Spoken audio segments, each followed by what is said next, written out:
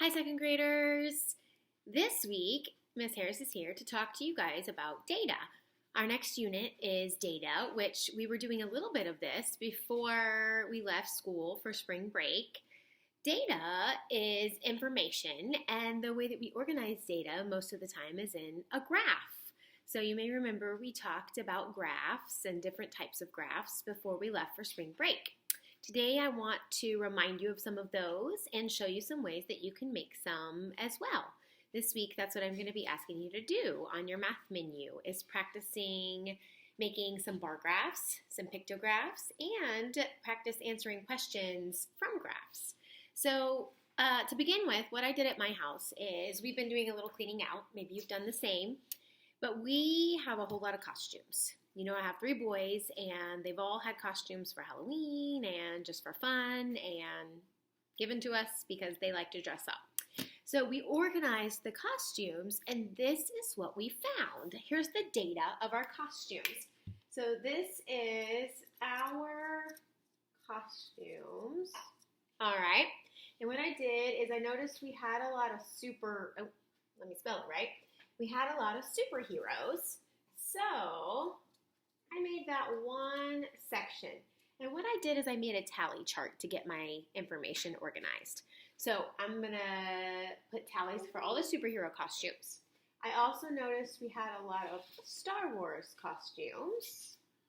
Then I noticed that we had quite a few sports costumes.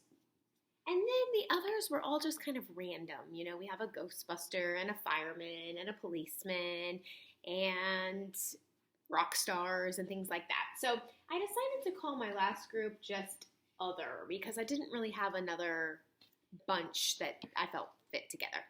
So I've got these 4 groups, and when I went around and I counted, I discovered that there were 9 superhero costumes. So when I make tallies for that, remember we do 1, 2, 3, 4, 5, shuts the door. So when we see that line across, we know that that means 5. We count that as a 5. But since there were 9 superhero costumes, I need 5, 6, 7, 8, 9. So there's my data for that one. Star Wars costumes, I found 4. So when I do Star Wars, I need 1, 2, 3, 4. All right. The sports costumes, I found 5. So again, I need 1, 2, 3, 4, 5, shuts the door. So I know with that cross, I'm going to count it as a 5. And then other, when I put those all together, I found 10 different costumes. So 1, 2, 3, 4, 5, 6, 7, 8, 9, 10. So there's my data of our costumes in a tally chart or a tally table. And what I did is I took this information and I turned it into a couple of different types of graphs. Remember, a bar graph uses bars to represent the data, and it has a title and labels and a scale and things like that. So I want to show you just a couple of quick graphs I made with this data. The first one I made is right here. So you can see I just really made this fast at my house with markers. I love lined notebook paper. Maybe you have a spiral notebook or you just have a package of this. It's easy, it's cheap, but it's also already got lines for you, which makes it a little bit easier. So that's what I used for my bar graph. So I gave it a title, Our Costumes. And then down here you can see I've got the type of costume. I put one big label, and then I put the labels here to show you superhero, Star Wars, sports, and other. And then I made my bar over here based on my scale. The scale tells us what we're counting by. So on this graph, I counted by 1s. And so since superheroes was 9, my purple bar goes up to the 9. Notice my bars aren't touching. In a bar graph, the bars shouldn't be touching. And I made them different colors so you can see them easier. Sometimes you'll see them the same color, most of the time different colors, but it makes it easier to tell what's what. I want you to take a look though. I made another bar graph with the same information. What do you notice about this bar graph? Let me put them side by side. I used the same colors for the types of costumes. Look at what you notice. The bars in this one are bigger than the bars in this one.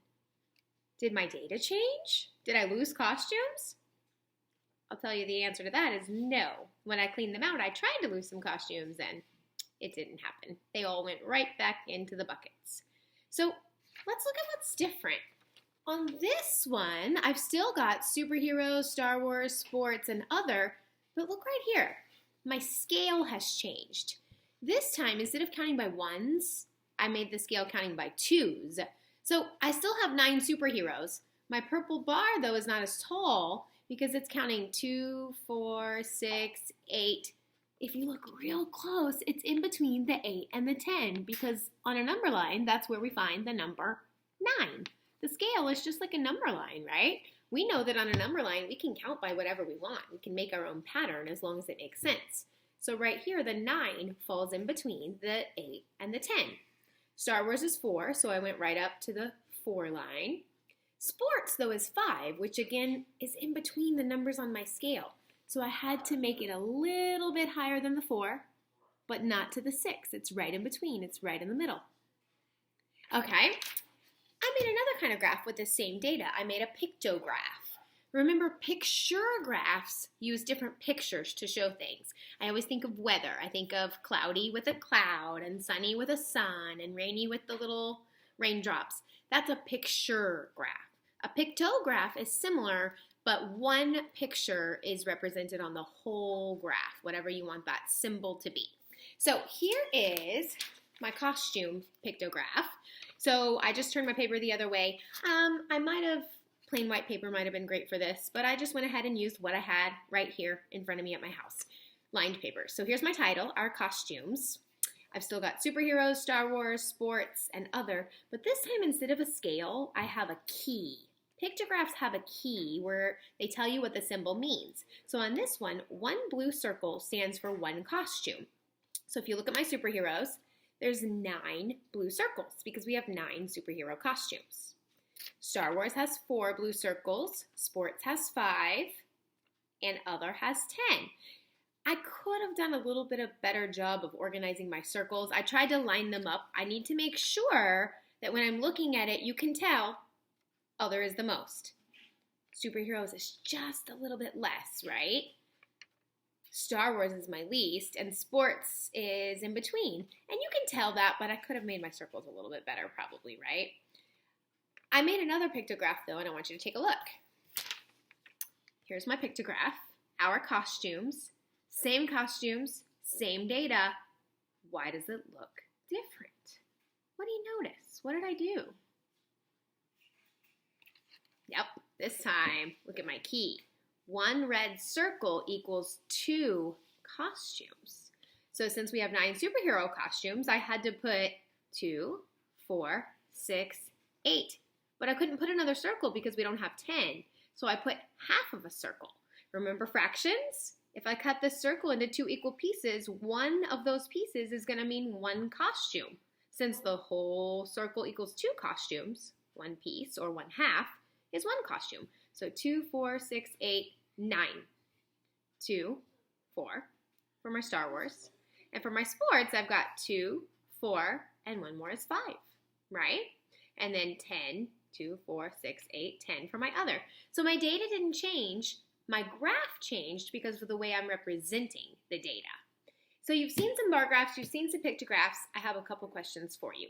Remember, we use graphs to answer questions as well. So my first question is, how many costumes do we have? To find that number, what are we going to have to do? Are we going to combine? Are we going to separate? Are we comparing? What are we doing?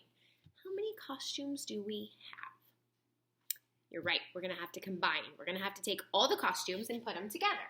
So when I do that, I'm just going to use my tally chart, but I could also use my graphs to do that. I know that there's 9 superhero, plus 4 Star Wars, plus 5 sports, plus 10 others. Remember, when I'm adding more than 2 numbers together, I want to start somewhere that's friendly for me. Well, I know that 4 plus 5 is 9 because 4 plus 4 is 8 and 1 more is 9. So if I know that's a 9, now I know 9 plus 9 is 18. And 18 plus 10 more, when I add a 10 to 18, I get 28. So we have 28 costumes. Okay? My next question is, how many Star Wars and superhero costumes do we have? So sometimes you hear questions like that, and sometimes they don't use the word together, so it sounds a little tricky, but when you heard me say Star Wars and superhero, the word and kind of tells me that I'm talking about this one and this one, so I need to put them together. So superhero is 9, and Star Wars is 4. Well, 9 plus 4 is equal to 13. I took a 1 from here to make my 9 a 10, which is friendly, and then the 3 more gets me to 13. So we have 13 superhero and Star Wars costumes. My next question is, how many more superhero costumes do we have than sports costumes? Listen to the question again. How many more superheroes than sports costumes do we have? Well, in how many more, I'm not putting together. I'm also not really separating. I'm comparing, right? How many more is one of those comparison terms. When I say how many more, when we compare, we can subtract or use a number line, right? Well, since these numbers are pretty friendly, I'm just going to subtract. So if I have 9 superhero costumes and I have 4 Star Wars, I asked about sports, right? Crazy Miss Harris. 9 superhero minus 5 sports. 9 minus 5 is equal to 4. I have 4 more superhero costumes than sports costumes, right? How many more other type costumes do I have than superheroes? They're pretty close. I want to know how many more others I have than superheroes. Well, when we compare how many more, we can subtract. If I take the other, there's 10, and I take away the superheroes, 10 minus 9 equals 1. I have 1 more of those other types of costumes than I have of my superhero costumes. You can infer that my children like superheroes, right? We can draw conclusions from our data as well. That just means things we can tell by looking at our data, and we can also make predictions and inferences about our data. We know my kids must like superheroes, right? Sports is pretty close, and they must like Star Wars if they have 4. Others are just kind of the hodgepodge. We've got some Paw Patrol, some Ninja Turtles, and things like that. So we can also kind of tell that my kids like costumes, right? The fact that we have this many costumes, 28 costumes in our house, we can draw the conclusion that we like costumes around here. All right. This week, you're going to be asked to practice some data. There's some different activities you can do. You can ask your own question. Today, my question was, what type of costumes do we have? You can ask questions about favorite foods, favorite activities, favorite sports, favorite animals.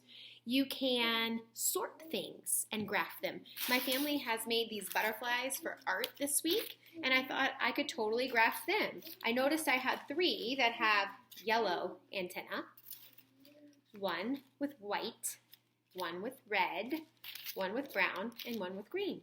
Could I graph the data about these butterflies' antenna? Absolutely. Could I graph data about my socks? Sure. About the sweet treats I've been eating?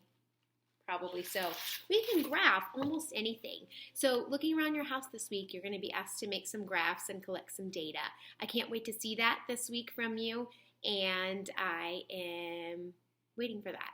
Have a great week.